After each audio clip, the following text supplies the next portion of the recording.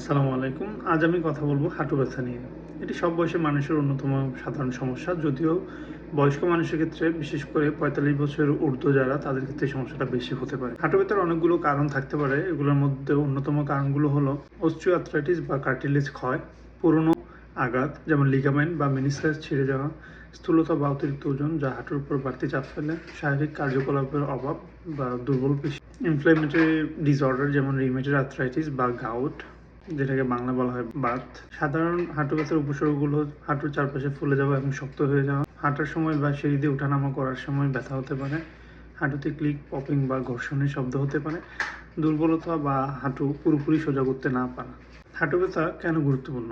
হাঁটু ব্যথা একজন মানুষের চলাফেরার স্বাধীনতা ও জীবনের মানকে কমিয়ে দেয়। এটি চিকিৎসক দেখানোর অন্যতম প্রধান কারণ। বিশেষ করে বয়স্কদের জন্য হাঁটু ব্যথা একটি প্রধান অক্ষমতার কারণ। ফিজিওথেরাপি কীভাবে হাঁটু ব্যথায় সাহায্য করতে পারে? হাঁটুর চারপাশের কোনো পেশি শক্তিশালী করার জন্য বিশেষ স্ট্রেংথেনিং এক্সারসাইজের প্রয়োজন, নমনীয়তা বাড়াতে স্ট্রেচিং এক্সারসাইজের প্রয়োজন, ব্যালেন্স এবং হাঁটার প্রশিক্ষণ প্রয়োজন একজন ফিজিওথেরাপিস্টের মাধ্যমে, ওজন নিয়ন্ত্রণ ও কার্যকলাপ পরিবর্তনের পরামর্শ, প্রয়োজনে হাঁটুর ব্রেস বা লাঠির মতো সহায়ক যন্ত্র ব্যবহার করতে হবে। লাইফস্টাইলের পরিবর্তন যেমন স্বাস্থ্যকর ওজন বজায় রাখা, নিয়মিত শারীরিক কার্যকলাপ বা এক্সারসাইজ করা এবং হাঁটুর উপর অতিরিক্ত চাপ পড়ে এমন কাজ অ্যাভয়েড করা। এসব হাঁটু ব্যথা কমাতে ও হাঁটু রক্ষা করতে সাহায্য করে। ধন্যবাদ।